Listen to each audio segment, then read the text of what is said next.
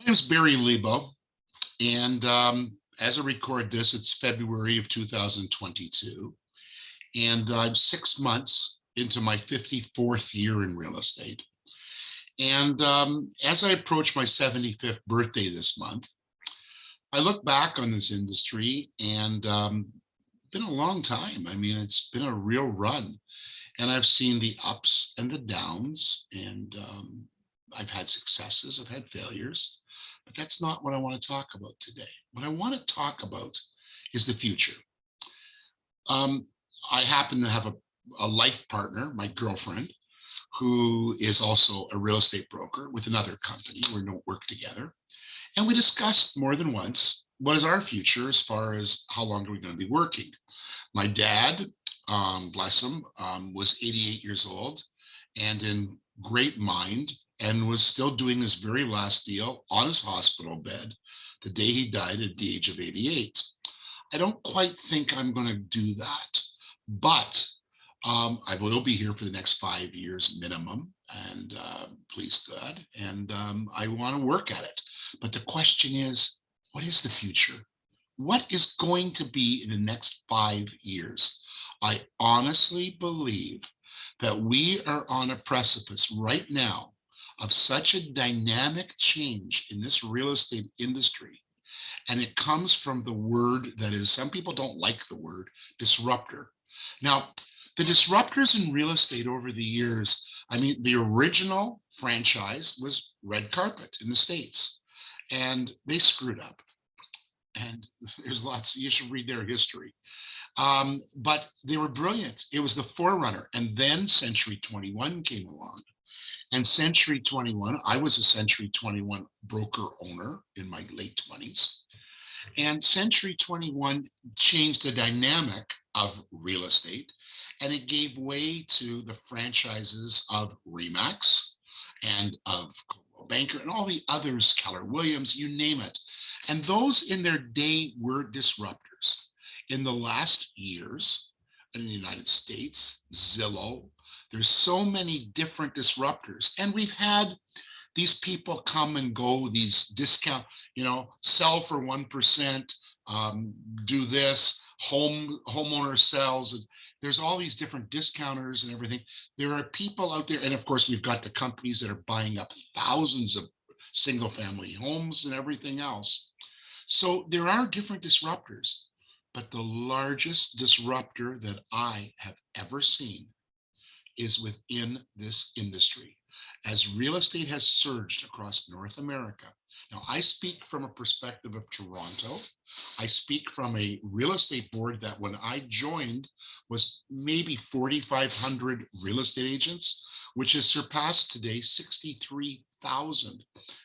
I'm not happy that we are the world's largest board, because if I look at some of the numbers thrown out, we're like, there's one agent for every 55 people or something like that. Like, this is obscene. It's absurd. So what have I been observing about disruption? Let's start with this latest real estate market that has gone on the last few years. We have in Toronto, $1 million doesn't buy you very much. So what you see is listings coming out at $999,000, and the public knows that that is not what the house is going to go for. And we have these multiple bids. And what happens with that is very simple.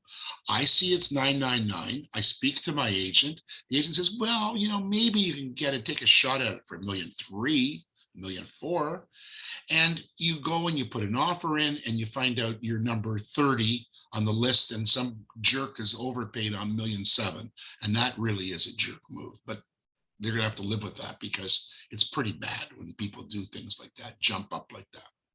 But leaving it alone, let's look at the dynamic here of this action. I have been paid, I'm a university trained negotiator. I'm an arbitrator and mediator. I went to school to learn it, to help me with my real estate. One of the things that we could sell as realtors is we had control of MLS, which the public didn't have, which they do have today, with a few little things that we have that they don't, but minor. The public has access to MLS today. We also were top negotiators. We sat at kitchen or dining room tables and we negotiated deals. We also were experts in pricing. So what happens today? Agents come along. There's 63,000. Most agents today, I'm guessing, and I'm saying this, it's not, I don't have a stat for this. I'm assuming it's right.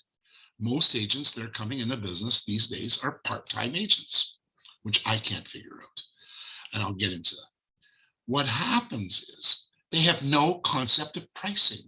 They can't price a house because they don't know how to. So what they do is they do this 9999 or 7999 or condo 5999. They wait for offer night.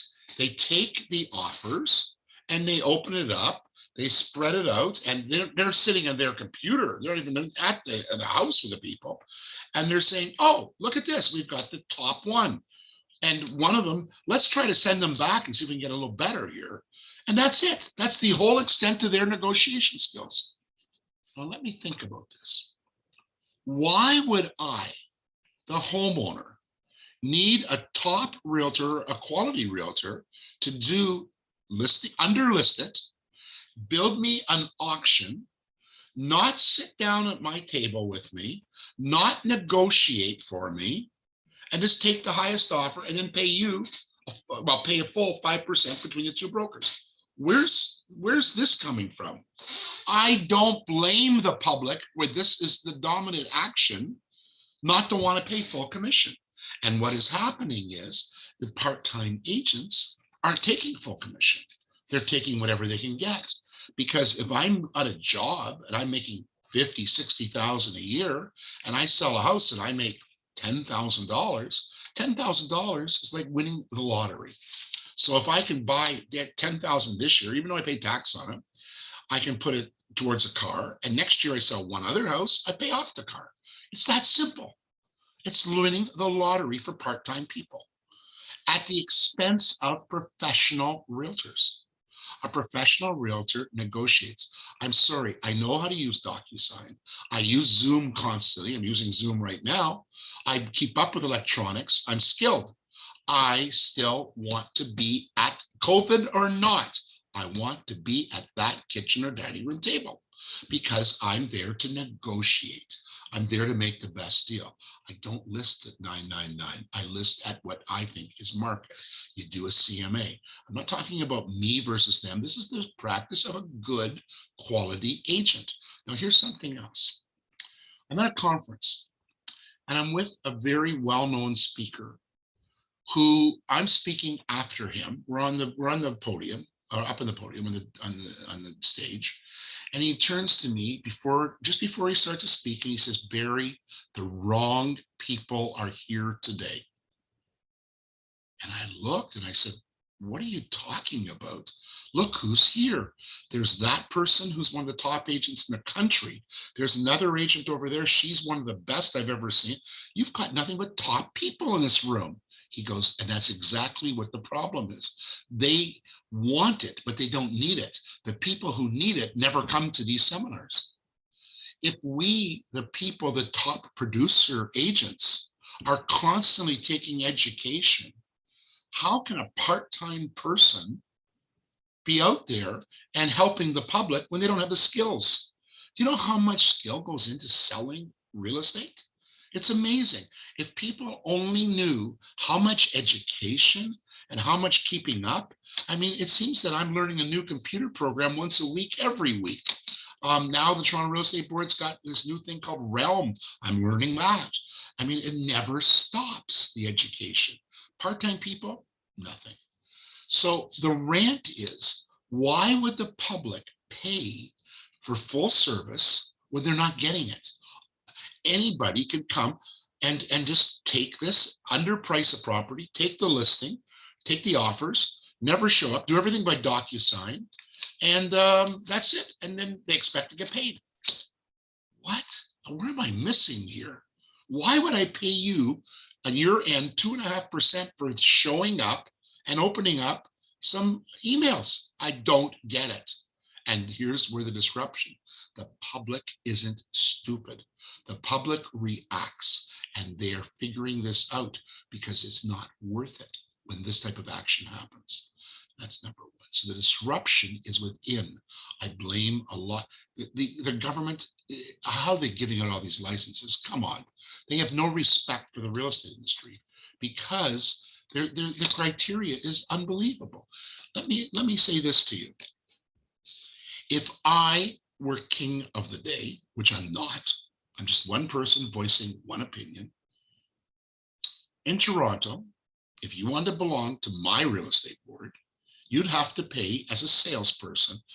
I would say $5,000, but I'll concede to $3,000. The minimum dues per year would be $3,000. And I would see an increase in the area and Korea dues. I want to make it expensive to be in this business because those agents that just have a license and are holding on, here's something else. There's no respect for the level of this industry between the people with no skills and the people with high skills. The government has to bring back continuing education, and not continuing education by Zoom and podcasts and everything else. Those are good. I teach by Zoom myself, but there has to be some mandatory courses that are absolutely classroom driven, and none of this show up, sit there on your ass for an hour and a half, 2 hours, or 3 hours and leave. Write a test. You fail, you'll come back and you'll write it again. You fail again, and guess what? Then you can't write that again for over a month, and there has to be penalties. You have to prove that you're listening and you're paying attention. We need continuing ed brought back as a criteria to try to bring some professionalism to this industry. I look at the next 5 years. I think we're going to be fighting to get paid for full service, those of us that give full service, because the disruptors in our industry are coming now from within. If you agree with me, that's fine. If you don't agree with me, I'll only say this. I studied economics in school, and there were principles of economics that I learned at university. And that was one of the principles of economics is the principle of competition. The greater the number of people in a field, the lower the fees. Lawyers find that out. Real estate lawyers, real estate fees haven't gone up. In my former career as an appraiser, the appraisal fees were so ridiculously low, I wasn't putting up with it anymore. I went back selling real estate. And that's what we're finding. So the principle of competition is strong. 63,000 realtors and more coming. It's ridiculous. Sorry, folks, it's my rant. I'm not happy about what's happening. I want a future. I really want a future. I want to see the public well served. And I don't think that's going to be the case in the next few years, the way things are going. And it's going to happen very quickly from here on in. Take care. Barry Lebow, ranting. And hopefully, let me come back on my 80th birthday. And what would that be? Close to 60 years in real estate, and let you know if I was right or I was wrong.